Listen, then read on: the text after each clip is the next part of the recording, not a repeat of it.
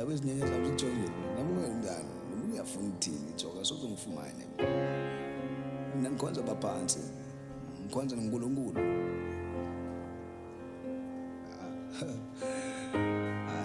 Inkosi ngokubele amazotsho Gideon nomonde ngisubungani osiphokazi babalwa ucobana Linda Ntomomzi. Every moment is a prayer.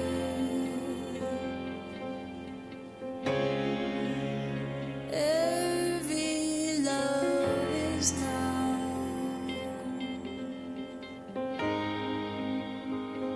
Every love is everything. Every love is now.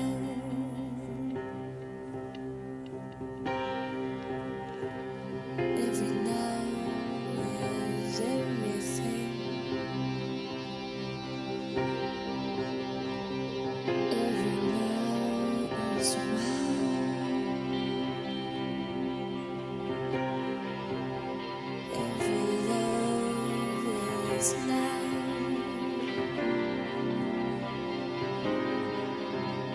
Everything is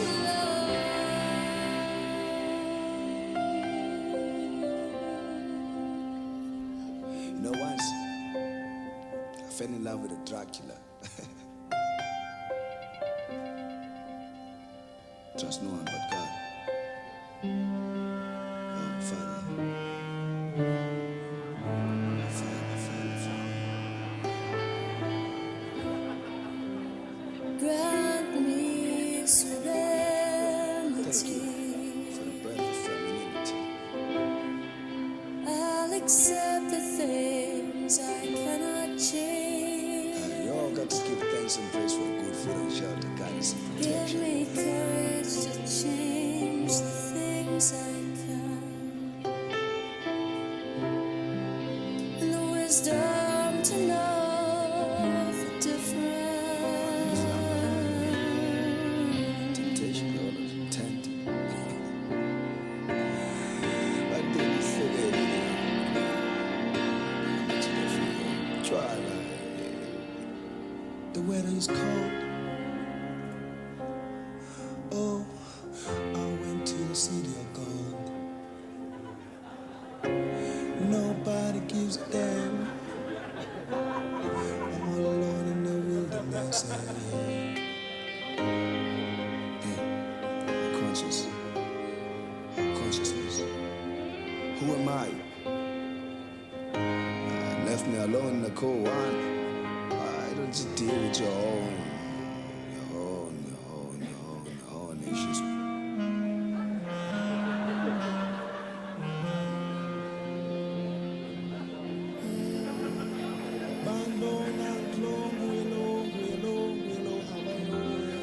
Break my love, my darling.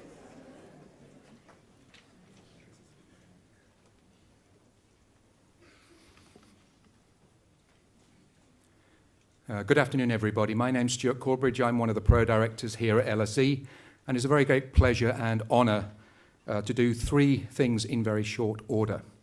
First, I'm pleased to extend a very warm LSE welcome to everybody here in the Old Theatre and to all of those joining us online. And there will be a chance for all of you online or in the theatre to ask questions later. Second, I'm delighted to welcome to LSE Hans Rosling, Professor of International Health at the Karolinska Institute, and of course Bill Gates. Bill Gates really is a person that needs no introduction. Everybody will know of Bill from his work with Microsoft and more recently with the Bill and Melinda Gates Foundation. I trust, though, that many of you will share my own view that Bill and Melinda Gates, along with their fellow American Warren Buffett, are tremendous ambassadors for the notion that private wealth can and should be deployed for global health and development improvements. Bill, we're delighted that you're with us here today at the school and to share some thoughts on your annual letter. And we're particularly pleased that you're going to take the same stage as your father, who was in conversation here in 2009 with our then director, Howard Davis. Lastly, it's my pleasure to ask Alicia London to replace me here on stage. Alicia is an alumna of the school's Department of International Development, which is just one of a large number of LSE academic units that are focused on economic growth, state building, and public service delivery in late developing countries. We also have the DFID-funded International Growth Centre and starting this year a programme for African leadership. LSE students are trained to understand the causes of things and not to simplify complex social problems. At the same time, we hope our students find inspiration in the commitment to social action and social justice that was flagged by the founders of the school, Sydney and Beatrice Webb, and by a number of the previous directors of the school, including, of course, William Beveridge, who many people see as the founder of the welfare state in the UK. Alicia London is the UK country director of the Global Poverty Project, which is sponsoring this Global Poverty Ambassador launch. And I know myself that she is a very fine ambassador for everything that is good about the LSE student body. So Alicia, please, welcome to the stage.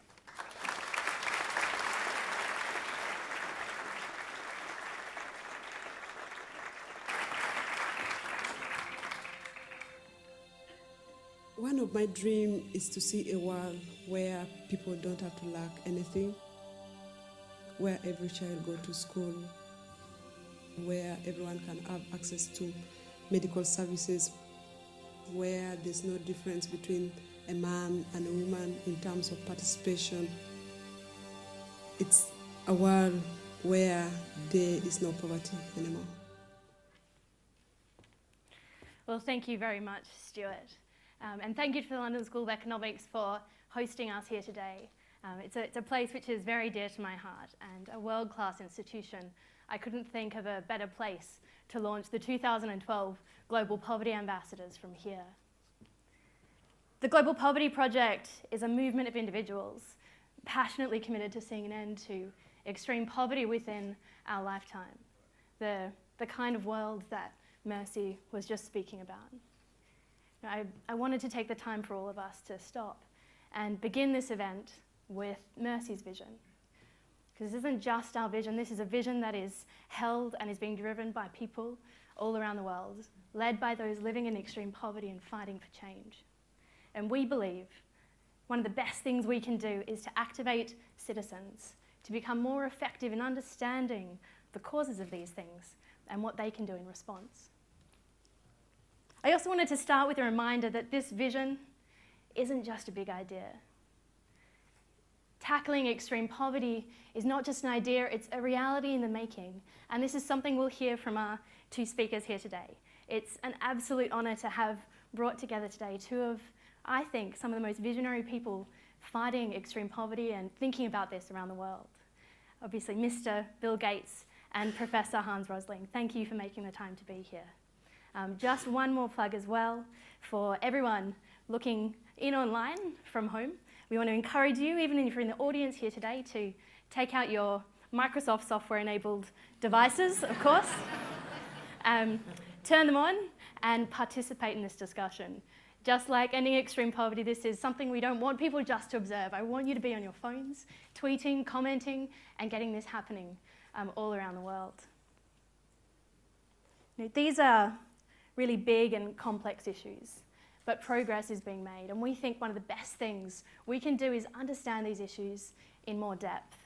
And in 2008, the Global Poverty Project team really thought about how we could do this best. And so coming together with some of the world-leading experts on these issues, including Hans as a content advisor, we developed the 1.4 billion reasons presentation.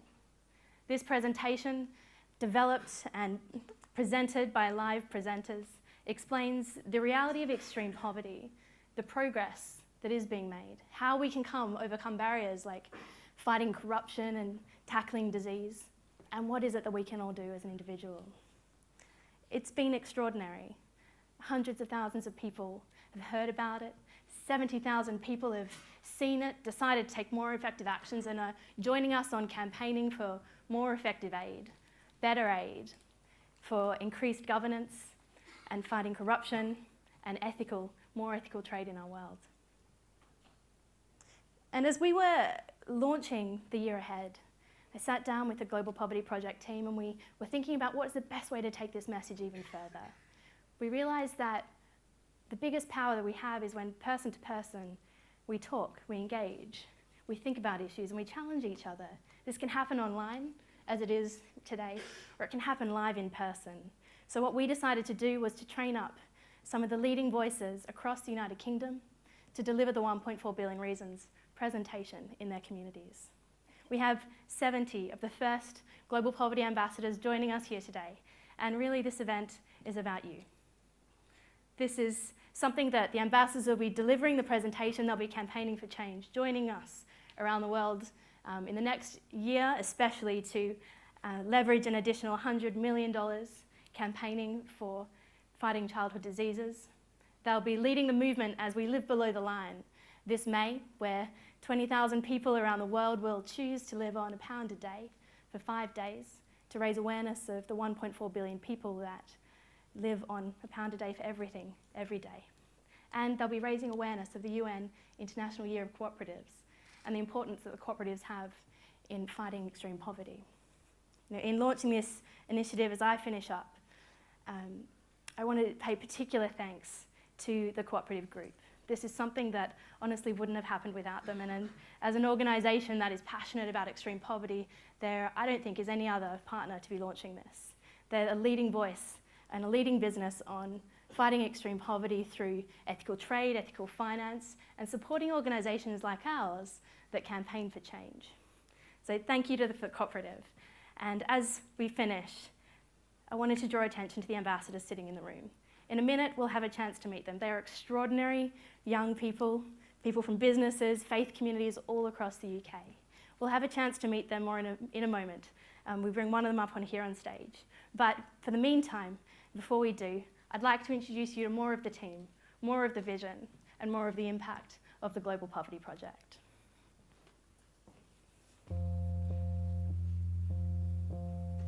I remember when we first began, it felt like this totally impossible dream. You know, we were just a small group of us with no money and no office and just this big idea to tackle one of the greatest challenges of our time. And, you know, what's happened in the last month is a true miracle. We created a presentation on the end of extreme poverty, a roadmap and a vision for our generation. We delivered it all over Australia. It took off. From Australia to New Zealand, to the UK, to the USA and Canada. We opened up offices. People began to bike across their country to share the story of the end of extreme poverty. They jumped in vans and toured. They threw crazy parties. They made activism fun.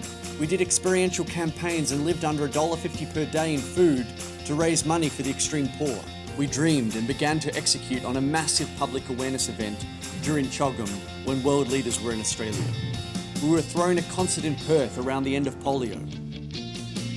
We launched a massive campaign with viral videos, door-to-door relationships and petitions that skyrocketed in numbers.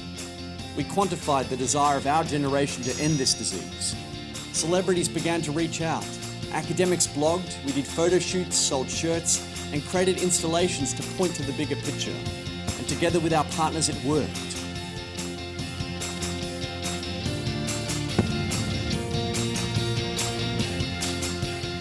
We began to sit down with powerful people, politicians, economists, rock stars, and our partners on the ground, to draw out plans for our next big move, to shake the dust on extreme poverty. We realise that many of the reasons that extreme poverty persists are because of our actions and even our beliefs. That's why we're taking our campaigning to the next level. Thousands will be living below the line, promoting fairer trade, campaigning to end polio and ensuring that the UK government keeps its promises to the world's poor. We're going person to person, community to community, educating, inspiring and activating people to campaign on extreme poverty. This is a movement led by individuals in schools, businesses, faith groups and communities.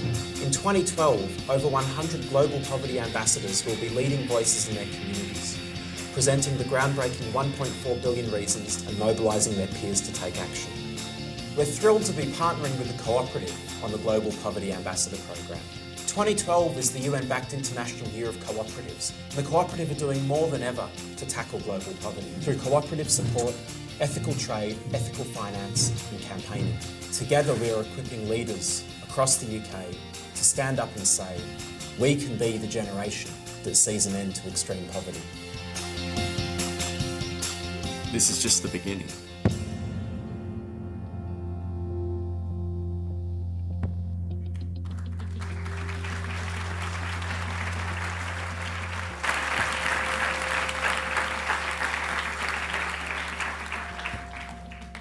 Now, in applying to be Global Poverty Ambassadors, all the ambassadors here today have taken inspiration from our special guest, Mr. Bill Gates, and they've written their own annual letter, which we'll be hearing more from Bill a bit later. What I'd like to do now is very quickly, we're running a little bit behind time, is to invite Tom Stevenette up onto the stage. He's one of our youngest, most passionate ambassadors. And Tom, what I'd love to do now is just ask you to share very quickly, what's your vision for the year ahead, and what do you think are things we should be focusing on?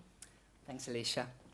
A world without absolute poverty is a global world which has taken full advantage of the opportunities on hand to this, the first of the digital generations. Just imagine, if you will, I wake up, I shower, I get dressed, and as I'm eating my cereal, I Skype Nufu and Fatty in Senegal to discuss how the shea butter processing plant is going, following the microfinance loan which I sent to them. This is the imminent future. It's about joining together as partners for progress. Because my vision is that we fight extreme poverty together. And I see information technology as the future for this. And that's why I really hope that information technology will help us in the future. And that's my vision to Bill Gates. Thank you very much. Thanks, Tom.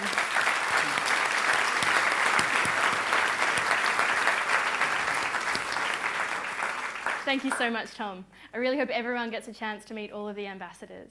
And now it's my absolute pleasure to welcome to the stage to introduce our special guests and to moderate today's discussions, the co-founder and the global CEO of the Global Poverty Project. His name is Hugh Evans, and he's been a campaigner on extreme poverty issues since the age of 14. Founded the Oak Tree Foundation, was a leading voice on the Make Poverty History movement in Australia. He's leading our activities in the United States, and is flown over specifically from New York for this event. And so please, would I welcome to the stage, Mr. Hugh Evans.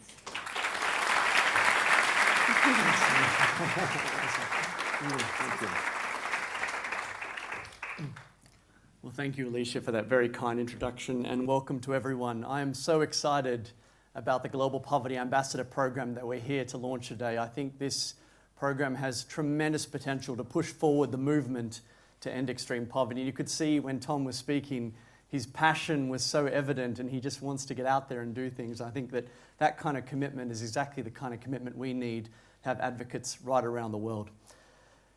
To provide critical insight into the movement to end extreme poverty and what is being done on the ground, I'd like you, if you could please join with me in welcoming to the stage two very special people, Bill Gates and Professor Hans Rosling. Let's make them feel welcome.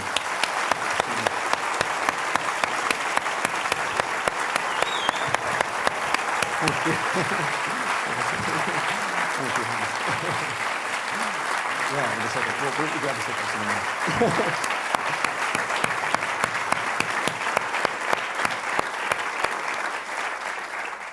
It really is a tremendous honour to have these two visionaries amongst us and to be able to share their wisdom and insight with us.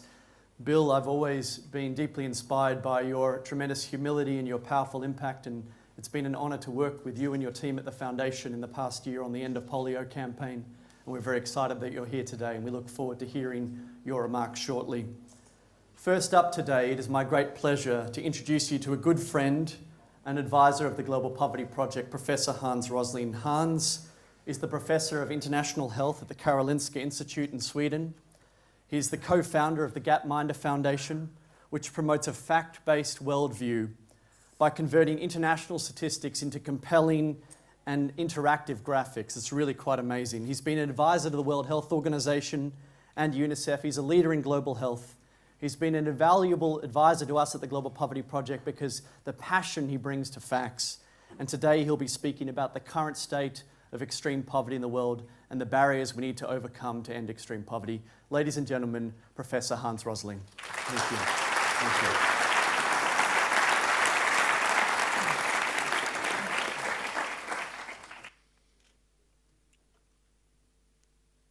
I hear many people when they see this graph saying, oh, if you end poverty, you will destroy the planet. Look, it's 7 billion people growing like this, the world population, you know. It has to stop. You have to accept that children die. We hear people saying that. Now, the problem is not their morale. The problem is that they are wrong. This is not what is happening. In fact, this is what is happening. World population growth is just about to level off between 9 to 10 billion. How could I know that? When you count the people, it goes like this. Because I watch and I follow where people are done, in the bedroom. That's how you can follow the future. That's how you can follow the future. In the past, long ago, many hundred years ago, father and mother got 6 children. And why didn't the population grow? It was because, tragically, 4 of these children died in infections and malnutrition. This was the old balance. People died in ecological balance with nature. Why did it start to grow about 200 years ago? It was not that people got more children. They still got on average 6. It was that only 2 died. And it was the surviving children, indeed, that initiated and caused this population growth. But where are we heading? Of course we are heading to the new balance, where father and mother get 2 children and don't have to bury any children, the worst thing that can happen in your life. So how far have we come? How far have we come from having 6 children to having 2 children? What is the average fertility rate of the world? The most important number that everyone must know. It was 6 in 1800, 1950 it was 5, we want it to be 2. What is it today? And this is the London School of Economics. Is it 4.5? Is it 3.5? Is it 2.5? We know this. It's very easy to count the number of children. You do census. You knock the door like this, door swings open, all the kids come out to see what it is. You count them 1, 2, 3, 4. It's not like economics, you know. It's very easy. We know that it is 2.5 children per woman. Ain't that an enormous change? We fail to recognize the enormous progress done, as we also fail to see the enormous challenge that remains. We have to balance those 2 things, you know, to be able to understand where we are going. So why is the population still growing then, if we almost have 2 children per woman? We have 2 billion children today. That is not forecasting to increase. We will still have 2 billion children by the end of this century. There's about 2 billion people between 15 and 30. I see some of them here in the room, yes. And then we have this 30 to 45, and we have the group here, 45 to... That's you, Bill. You are here. And then we have... This is me up there. I'm 60 plus, you know. So why will it grow? How can the population grow if the number of kids are not growing? I never see birth announcement, a 32-year-old is born. It's sort of a magic. It's a filling up effect. The old die, the other grow up, and they get 2 billion children. The old die, they grow up, and they get 2 billion children. And that's how we will become, you know, in 2050, 9 billion. With the filling up, the breaking distance from when the number of children stops growing until the population stops growing is 1 lifetime. And there's nothing we can do about it. We have to plan for 9 billion children. But back now to this. How really do we know what has happened? This is my favorite graph. Number of children per woman here. Small families, 1, 2, 3. Large families, 6, 7, 8. Every bubble is a country, and here the child mortality. 100 out of 1,000 dying, that's 10%, 20%, 30%, every 3rd child dying. 1961, the time of decolonization, the start of aid. Look here, Tanzania was up here, 250, every 4th child was dying. Thailand was up here. Large families. Has the world changed? Indeed, it has. I can start this and you will see what has happened in the world. Child mortality has been coming down, but it has to come down to a certain level, and then the family size will decrease. And they rush this way, and they come over, and almost all are here. This is why the average is 2.5. You can see it. There are huge populations, billions of people that has less than 2 children per woman. That sort of balance off why there still are some who have very large families. And indeed, there are 6 or 7 billions here. I heard that Bill was especially concerned and worried about Nigeria, which is out there. And you have Afghanistan there, not strangely, and you have Congo there. The countries with the fastest population growth, the big countries with the fastest population growth is Afghanistan and Congo. Death cause population growth. Death cause population growth. It's counterintuitive. Let me go back and show you Tanzania and Thailand, 2 countries which I have worked in and which I very much like and appreciate. We go back to 1961. We ask for trails here, and then you rush them back and look, the progress. So Tanzania today is just like Thailand 1971. All this, I heard BBC saying this morning to you, it's hopeless in Africa. It's not hopeless at all. It's good progress in Africa. Hopeless is by the native Indians in the Caribbean. That's hopeless. They were all killed. It's very, very tragically. That's hopeless. Africa is doing relatively fine. They were in the end. They are coming down here. And look, some African countries, Ghana is already here. If I would split Ghana, I would split Ethiopia. The upper quintile, the best off, are already here. In Addis Ababa, it's 2.5 child per woman today. The better off in Ghana is already there. We have come down with child mortality, and then the population growth is diminishing. Now, we have to honor this school, and we have to talk about money also.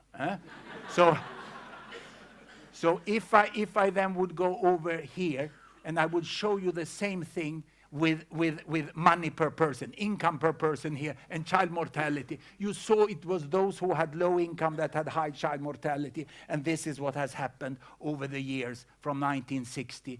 As child mortality falls, they get richer. But can you see how successful countries are to get down child mortality, even at relatively low income in the countries? That's the reason I'm standing on this stage, and not an economist. Today, improved health precede economic growth. Today, small child families precede economic growth. It's good to invest in health and in possibility for family planning. Now, I can show you also the income distribution, because we know that even in countries like Tanzania and in India, we have one part which is relatively wealthy and large parts who are not. This is now income per person, $1 a day, $10 a day, $100 a day. These are the peoples. OECD is there. The green anaconda here is Latin America. You have all sorts of incomes in Latin America. This Africa, this East Asia, South Asia, 1970, when I was a student. It was like that. It was a big hump of developing world, but look what has happened. Population has grown, and billions have got out of poverty. The sad thing is, we still have 1.5 billion in poverty. With percent is falling, number is maintained. We have to get everyone across this line, which is the noble goal of your project. So what can we expect? How can we understand this? Well, we are 7 billions today, but we will be 2 billions more. There will be 1 billion more in Africa. There will be 1 billion more in Asia. And the poverty line is a challenge where it's growing. Poverty is quite easy to understand. It's lack of food, lack of clothes, lack of shelter, lack of school. And that is the determinants of health, which you can help up with vaccination and other things. People want to get over this. And they know very well. This is one of the most important to eliminate poverty. Cassava. The best converter of sunshine to food in this world. No other plant is the 5th staple crop of mankind. No other can convert sunshine to so many calories per hectare. But it's getting sick. Cassava is getting sick. It's one of the major crops in Africa. And never, I spent 20 years research on the nutritional effects of this crop. Never have I seen such a lot of interest of the young women as their agronomist and researcher is standing there and discussing how they can get disease-free cassava. It's very visionary of Gates Foundation to invest in healthy cassava, because that is what is needed. People need food. If you read the Bible, go to Matthew 6:11. Our daily food give us today. It's my favorite line in the Bible. This sometimes can look nice. This is ugly, ugly, ugly, ugly. It's women having to spend hours every day going and fetch water and firewood. What is economic growth? This is economic growth. The 2 ball bearings there are the best placed ball bearings in the world, in the wheelbarrow of an African woman. Can you see how her productivity increased? She says ball bearing. That's out of poverty. Poverty line is about ball bearings. Swedish invention. Huh? We have to brag sometimes. Huh? People think, BBC said this morning, do you have to educate the poor? No, it's more important to listen to the poor. It's more important to listen. This is a woman we did a lot of research for, and she told us happily on her way to the market, thank you for the school, aid paid for the books, government for the teacher. Thank you for health, vaccines and malaria nets keep my child healthy. Thank you, World Bank, for investment in the road, I can reach further. And human rights and freedom, I need them, so I can make the priorities, which is best. My husband is in town working, so we can build a house. Credit is good, microcredit bought us the bicycle. So I didn't have to save for it, you know. Now I can reach further. Market is good, I rather like employment. Doesn't matter if the investor is white or yellow, as long as he would give me a job. They're quite favorable to all sorts of investments in Africa, which can help alleviate the poverty. Information is good, the cell phone was magic. And she has a dream. She dreams about electricity, mill, and fertilizer. And this is not what the aid activists often think about. People really want electricity. They want a mechanical mill, and they want fertilizer, because fertilizer increases their productivity.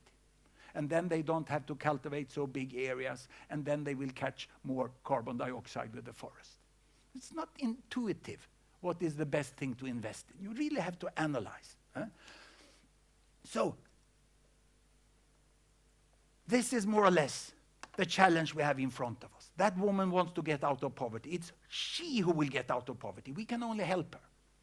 There are 400 million children in Africa today. 100 million is one box here. There are 200 million who are in your age group. There are 200 million who are between 30 and 45. There is 100 million in Bill's age group, and there's 100 million in my age group. That is Africa today. Imagine that from tomorrow, from this night, women in Africa get only 2 children, and they survive. What would happen? Well, unfortunately, as always, the old will die. The rest will grow up, get 15 years older, and they will get the same number of children. Then, next 15-year period, the old will die, the others grow up, and they get 400 million children. And then more people start to die, the others grow up, and they get 400 million children. And then these ones die, and they grow up, and in 60 years from now, Africa have 2 billion people. No way you can avoid it. We are planning for 200 billion people in Africa out of poverty. Thank you very much.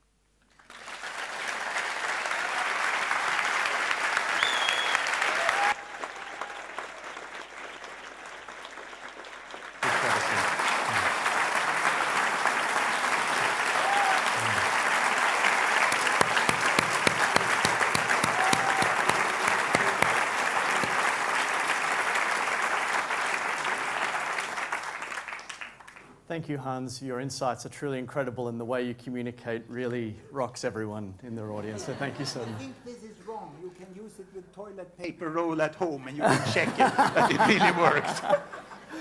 I'll remember that one. That's good. Our next speaker truly needs no introduction. He's a man of great humility and impact, and we can honestly say the world would not be what it is today without him. He and his wife, Melinda, have turned their attention from transforming our communication technology to transforming the lives of the extreme poor. And the impact they and the team at the Bill and Melinda Gates Foundation are having around the world is truly extraordinary. When Bill Gates moved from Microsoft to the foundation many years ago, he said that there are 3 magical elements about what he does. He said the first one is opportunities for big breakthroughs, such as discovering new vaccines that can save millions of lives. The second one, he said, was bringing the focus and urgency of the business world to build teams of smart people focusing on long-term solutions. And the final one was bringing smart, creative people together and giving them resources and guidance to make a difference. At the Global Poverty Project, it has been our absolute pleasure to be in partnership with the Bill and Melinda Gates Foundation throughout the past year. Let's make Bill Gates feel very welcome. Ladies and gentlemen, thank you.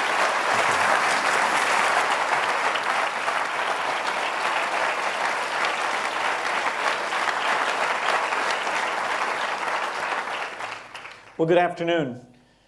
It's tough to speak after Hans. He's the most articulate speaker on these topics, and it's very important because helping the poorest is kind of common sense, but I think a lot of people who start down that path and want to do it, they're intimidated by the complexity, the economic figures, the disease figures, the aid figures. It's all very hard to get through. So I encourage you to go up to gapminder.org. It's got a lot of his speeches there, and I certainly use those to stay up to date and to really come up with the ways that we can describe exactly what it is we need to do based on our caring for our fellow mankind. I didn't know if Hans was going to handicap me by leaving me this rickety structure during my speech. If I get too excited, it might, billions of people will collapse in front of your eyes. Well, I just finished my annual letter that talks about the Foundation's success stories and some of the challenges going forward. And it's fairly timely because the message of my letter is, I think, identical to what the Global Poverty Project is all about. And that is that it's very easy to lose sight of the conditions of the very poorest. They aren't here amongst our midst. There are many things going on in terms of Eurozone crisis, budget cutbacks, that would make it easy to turn inward and actually reduce the financing that has led to so much success. And the answer to this is, first of all, to remind people about the need, which is your 1.4 billion presentation, but also to remind them that we are making incredible progress. This is something that Hans's animations show us, and in my letter I talk about a number of these success stories. The two big areas our foundation works in are health and agriculture, and that's because those are so fundamental to getting out of poverty, so fundamental to creating a human condition that is basic. We can look at this through a number of figures. We can look at it through childhood deaths, and we've got that number down to about 8 million a year, but that's still an incredibly tragic number. It's actually pretty amazing. You have disasters around the world that in a typical year will kill well under 100,000, and yet the response to those is even greater than to the year in, year out dying of that 8 million. The 8 million happen one at a time. In a sense, it's harder to relate. They're in different conditions. They're diseases that were long ago eliminated from the rich world, like malaria. And so it doesn't, unless we're careful, unless people like yourselves get out and tell the story, it doesn't get very much attention. So health is big. I think we can take that 8 million and cut it in half.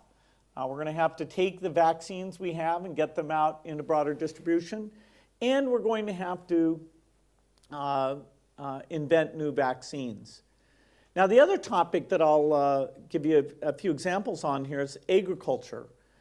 Agriculture really affects the poorest. After all, most of the poorest are people with very small farms who barely grow enough to feed their family. In fact, in tough years, they are extremely malnourished. And so health ties very closely to agriculture. Your productivity ties very closely to everything else. The reason why kids die of diarrhea and pneumonia is because their bodies aren't very strong. If they had had good nutrition, the death rate would be dramatically lower. If parents didn't want their kid on the farm, their availability to go off to school would be far, far better. And when you suffer from diseases and you don't have enough nutrition, your ability to ever develop your skills, to develop your mental capabilities is greatly, greatly reduced. And so we're holding back these poor countries, not just by the death rate, but by all of the sickness and lack of development that those children suffer. Agriculture, of course, in the rich world is, kind of a small thing. Only a few percent of the people working on it. This chart here shows how in the United States, in 1850, about 2/3 of the people worked on the farm. Today it's under 2%. And the United States is a huge food exporter. This was not achieved by getting the Chinese to do the farming for us. We actually do a lot of farming for them. And thank goodness we have something to send in that direction. Those boats, go back empty quite a bit, but farm goods are one of those things. But if you go to Uganda, it's 75%, even India, 56%. So this is not only the picture of the poor in these countries, it's the picture of the population in general.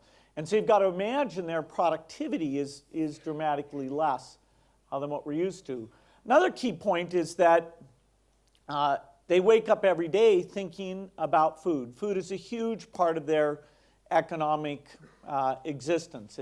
They worry, will they have enough food? Now, in countries like the US and the UK, food, even here we're including the amount you'd spend on the restaurant, the prepared food, all sorts of things that aren't all that basic. As you move down in income levels, all the way to, say, Kenya and India, then food is jumping up and getting up to over 1/3 to almost a half of the budget. And these are average figures, so for the very poorest in those countries, it would be even worse than that. You've got all sorts of uncertainty that comes into the food system because of weather and supply chain and crop diseases and things of that nature. And so it still is the central fact of existence is, can I get enough food? And that certainly takes away from, can I send my kids to school? Can I pay those school fees? And so many other things that you'd like people to be able to focus on. Now, the food story is another amazing story. In the 1970s, 60s and 70s, there was in the development community, there was a lot of pessimism. And what they were seeing is that population growth rates and food productivity rates made it look like there was going to be mass starvation.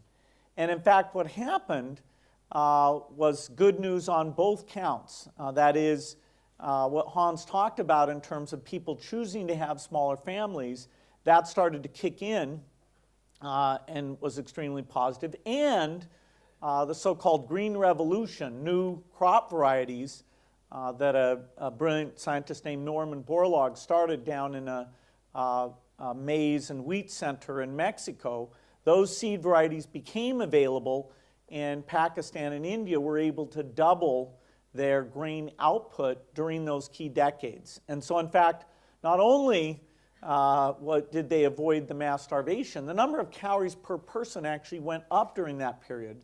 And that, of course, helps with mental development, it helps with avoiding sickness. And so it was a very good period of time, very different than was predicted. The most extreme example of this is actually China, because they waited until 1980 to create a farming system where there were incentives to use these new seeds.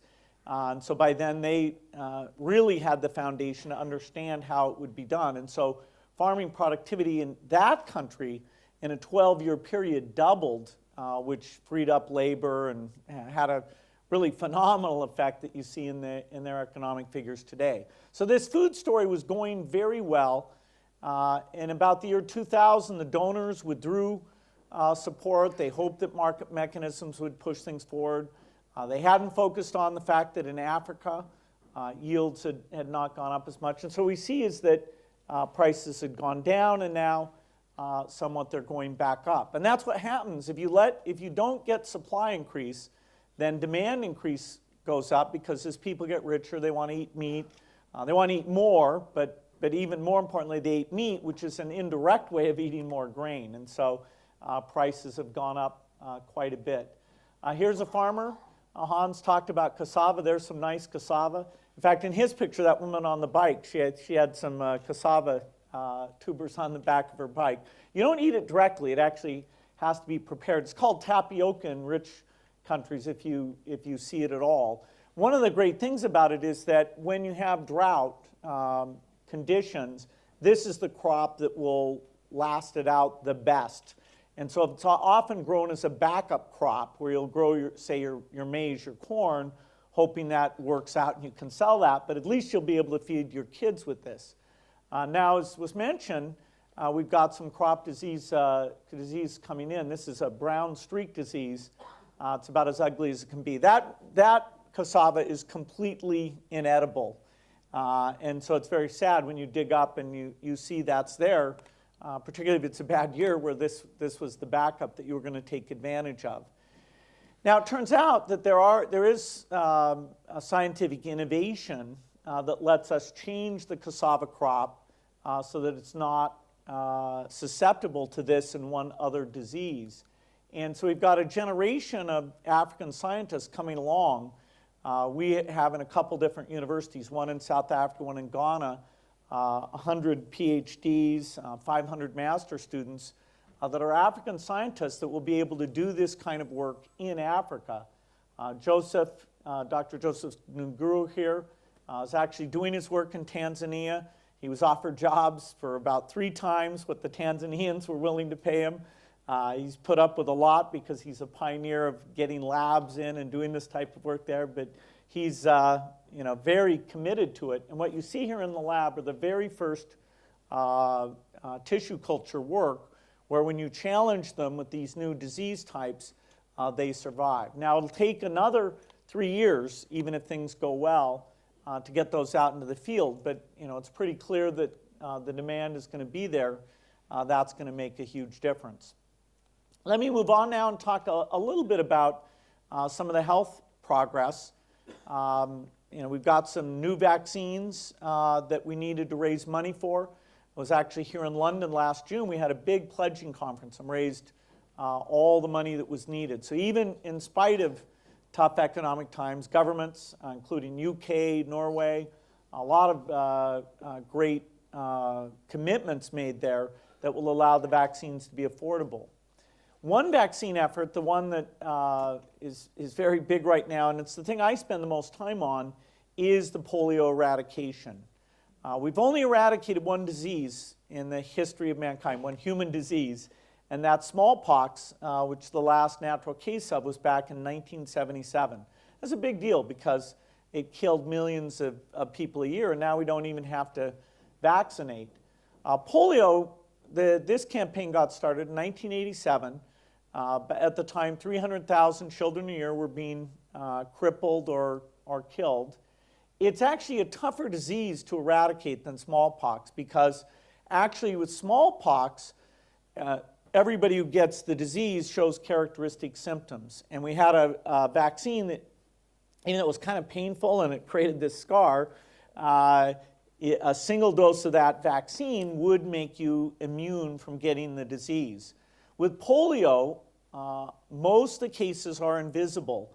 And so if we see one case, it might have spread a long distance. It takes us a while to detect it. You only detect it through the symptoms, and the symptoms are typically what's called flaccid paralysis, where the legs, a child no longer has control over the legs. What happens is the virus gets up into your spinal cord, and it's killing the nerve cells that are able to control your legs. If it moves up a little further, you can't control your muscles in your diaphragm, so you can't breathe. And so in the United States and the UK, the images from the 1950s and 60s of polio were these wards where people were in iron lungs because they were using that mechanical device to breathe for those people since they couldn't control their diaphragms. And so this quest to get rid of polio, it means giving these drops. That's an oral polio vaccine. You have to take it about 4 times to be protected, and you've got to cover virtually all the children. And so the countries that do a good job of vaccination, they got rid of this disease pretty quickly. And by the year 2000, we were down to just about 3,000 cases. But we were left with the toughest countries.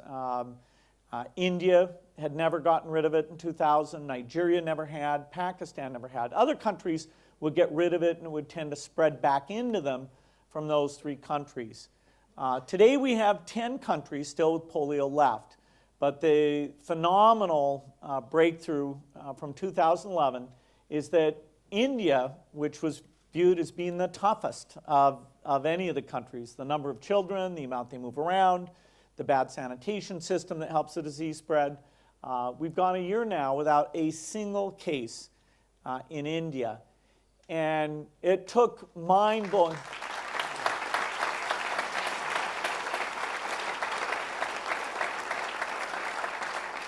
And what it took to achieve this is pretty incredible, because in the north of India, in Bihar, you have this flooding that takes place. And so families move around and they're very hard to find.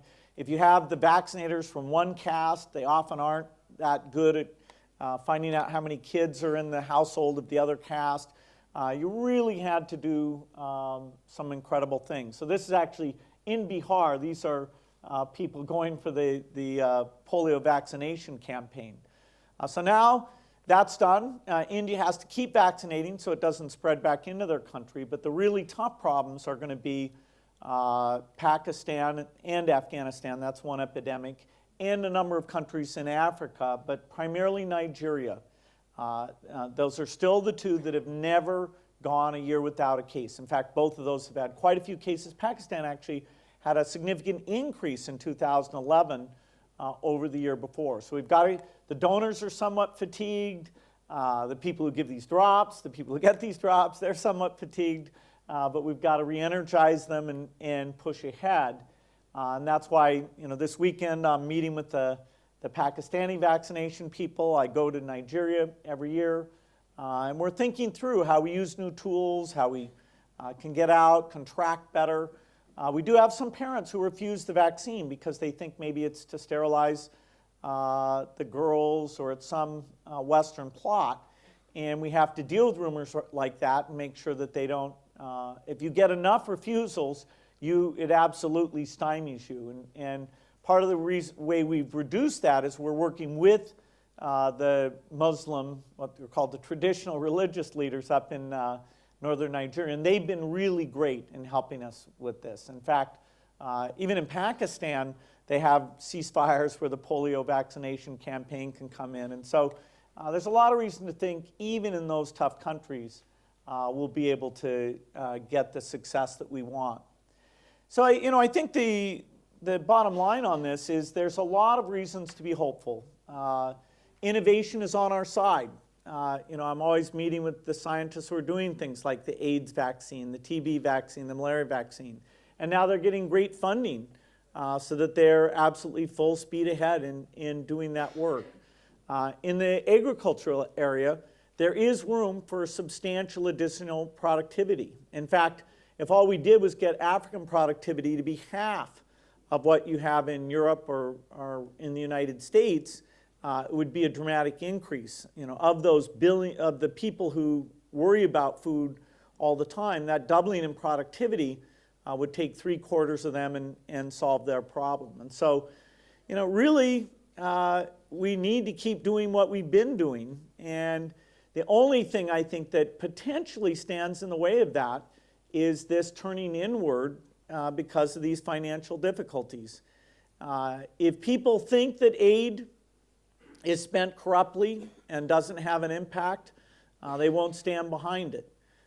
If they think that aid leads to just population growth so that problems become more intractable, education problems, stability problems, environmental problems, they won't be behind it. In fact, the opposite is true. So if any of those causes animate you, what's going on here, even if it's not the mortality or any of that stuff, these are exactly the things that will allow us to get to a stable position with our environment and get rid of the instabilities that create so many problems. And so there's a lot of myths about aid. There's a lot of invisibility about these problems. There's a lot of reluctance to believe these good news stories. The best way of all of dealing with that, of course, is to get people to visit. My wife Melinda just last week was with some senators from the United States senators, 6 of them, only one of which had been to Africa before. And they came, spent 3 days, saw a lot of things, and I can guarantee you that none of those senators are going to vote against agricultural aid or vaccine aid for Africa in the future. No matter which party they came in, they got to meet the people and hear the woman say, hey, when my crops come in well, I let my kids go to school. I pay the school fees. And that really touched them in a pretty deep way. We can't get everybody to Africa. We should get more than we do. But you can be the people who bring the good news story to your compatriots. The UK is actually quite exemplary. The generosity and aid that the UK is providing in tough times, the commitment to get up to the 0.7% is fantastic. But I know, as the economic challenges are more evident to people, as some of these other cuts come through, that is going to be questioned. And so reminding people that it's only about 2% of the budget and it really has an effect, that's going to be absolutely important. And by maintaining this UK commitment, it gives us a chance. We're working in Germany, we're working in France, we're working in the United States, another tough one, to try and get that generosity to go up. So, I applaud your commitment to this cause. It's one that we will be successful, but we need your best work to do it. Thank you.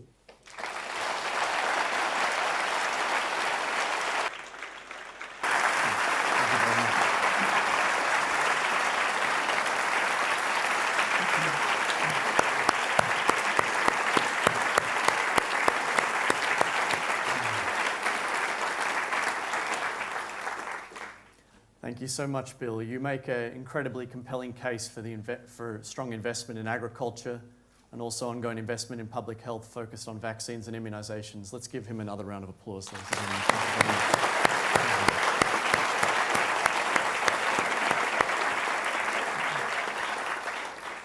In the interest of time, we're going to enter into a very brief question and answer period for questions for Bill and Hans. We have time for a couple of questions, one from the audience and also one from online. So if there's anyone in the audience who wants to take a question, yes, sir. If you could stand up, introduce yourself, keep your question brief, and also direct it to a particular person, that'd be great. Thank you. Bill, Andrew Zappa.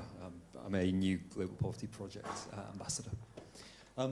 Bill, following Professor Rosling's presentation, we saw the importance of having reliable data to inform good policy making. What are you and your foundation doing in order to contribute towards the creation, accessibility of timely and robust data to track the world's progress towards things such as MDG 1?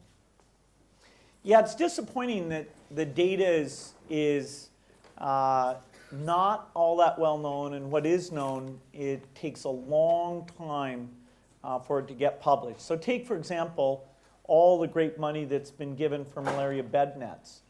We actually don't have really good feedback yet on how effective those have been in various countries. And we need that data. We need that data to adjust what we're doing. We need that data to have donors understand that the impact has been there. There's a methodology of interviewing households that is used in most of these poor countries. And so if we just digitize once that's gathered, get it online, get the statisticians to be a little less worried about making a preliminary publication telling them, yes, you can come back and make your nice adjustments, but let's at least get the raw data out there fairly quickly. When it comes to attributing death to a particular disease, that's very, very hard. In fact, there's going to be a dispute here in the months ahead where one group is going to say that malaria deaths are 1.2 million, another is going to say they're 0.8 million, because attributing particularly adult deaths to that or not to that is pretty hard. So we're investing in people like Chris Murray, who's got a data-driven group. Hans has really pushed for people to make their data public so you can combine it, visualize it, see who has the best data. He's made some very good progress on that. But it's the lifeblood of our activity is data. In fact, when I go into polio meetings, I'm just ruthless about where is the data, because this vaccine coverage data, we haven't done a good job, and we absolutely need that. So it's, in many ways, it's of importance. Hans? There's an additional thing to say. Even if we have the data, some impacts are very long term. It has been shown very clearly that almost half of the decrease of child mortality can be attributed to female education. Imagining when both boys and girls can go to school, you will have an impact of child mortality 10 to 20 to 30 years later, because then they know how to use the mosquito net. Women are empowered, they can make decisions on vaccine. So there are both these things. We need the data, but we can also not think that an aid and an investment a certain period. You also said, get the harvest so I can get my kids to school. They learn in school, they can start a business. Many of these things are long term, and that's why the woman on the bicycle showed you all these things she needs. She needed everything, and I very cunningly, I made them red to the left and blue to the right. So everyone had something they can pick there, you know. But don't take that fight, is microcredit better than vaccines? Is school better than governance? No, get it all, you know, as soon as possible. And that's the multiplicable impacts of not having a child who is disabled by polio will help that family for the next 40 years. So we must understand both, yes, we want the data to see what's happening, but we also have to understand that we can't see the full impact of an investment now, which will come over 40 years. Thank you. We've got one question online from a gentleman by the name of Nadim Javid, who says, why is eradicating polio so important in this day and age? To Bill. Well, the key is that if we give up and we stop spending this huge amount of money we are to do all these campaigns, then the disease will go back and you'll have 300,000 kids a year who are being either killed or paralyzed. And so all the money you spent to date will be for naught.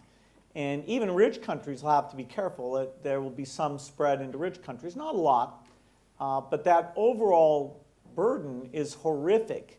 And so it's as though at the end, the cost per case avoided looks extremely high, but what you're actually avoiding is all those cases out into the future. So when you can do eradication, it's a very good deal. You have to pick the few that you can really get it done. And you know, we picked this one, but the payoff will be, you know, over a decade and 3 million kids who are able to walk. Brilliant. We'll take one final question from the audience. Yes, ma'am. Could you please stand up and introduce yourself? Sorry, we'll pass you the microphone. Thank you. Hello, my name's Gillian Graham. I'm a Global Poverty Ambassador from Belfast in Northern Ireland. And I would like to ask both of you to comment on just the reality of climate change and how that, in terms of the improvements in agriculture that you have invested in. And I'm just wondering that climate change actually can undermine things in such a chaotic and unpredictable way. And I wonder if this is a bit soul-destroying, really, for some of the projects that you know have to date been successful. And I'm wondering then, does that then put an onus on your own foundation and us in the Western world as to how we address this problem, which is going to be probably a long-term one? Thank you. Yeah, the climate change is something I've spent a lot of time looking at. I back a lot of scientists who are involved with it. It's a real thing, very serious problem. The good news is that it's not a problem that happens overnight. That is, it's over a period of many decades. And so what do we need to do? Well, for the rich world, the imperative to not emit CO2 is very, very strong. The amount of CO2 emission coming out of the poor world is so small that they shouldn't be constrained. You know, they should. The irony is that they will suffer for it. That is, temperate zone, the negatives of climate change, even in the 2060s, 2070s, is very small. It's the tropical zones around the equator where you get the higher temperatures and the weather variability is very bad. So essentially the rich world, which is in the temperate zones, has created another problem which they already have plenty of for the tropical areas. Now, in terms of mitigation, you know, they want to have crops that can deal with drought and crops that can deal with very high temperature. And there's very little research going into that. Absolutely, climate change will reduce crop productivity. There's quite a range of possibilities in terms of how bad that is. For some crops, it could be as bad as a third, but it looks like there's varieties that deal with heat in a much better way. It's under-researched. You know, we're putting money into that. So money from the rich world should be spent there. The good news is it's the same type of thing you want to do for farmers pretty much to deal with weather as it exists today. The resilience, storage, ability to get water, those things match up pretty well. So it just highlights how awful it is that we've underinvested in agriculture. I would warn for a lot of tactics, blaming a lot of problems on climate change. Drought has been there for a long time. Population is growing. I haven't seen any severe effects of climate change so far in the world. I am very worried about the severe change that can come in 1 to 2 to 3 generations. Today, it could be better to finance a coal-driven electricity production in the poor countries in Africa to get electricity out to all houses so that you can get a fall in child mortality, small families, people can read, they can improve their agriculture, they can get fertilizers from that electricity production, they decrease the area cultivated, they get more forest. You see, the fantastic thing is when heart, brain, and wallet can work together. You know. And the bedroom. And the bedroom, yeah. You see, this is why I like the Gates Foundation, because they have a good heart, they have a good brain, and they combine it with a wallet, you know. That's when you have the effect. Ladies and gentlemen, will you join me in thanking Hans and Bill? Thank you very much.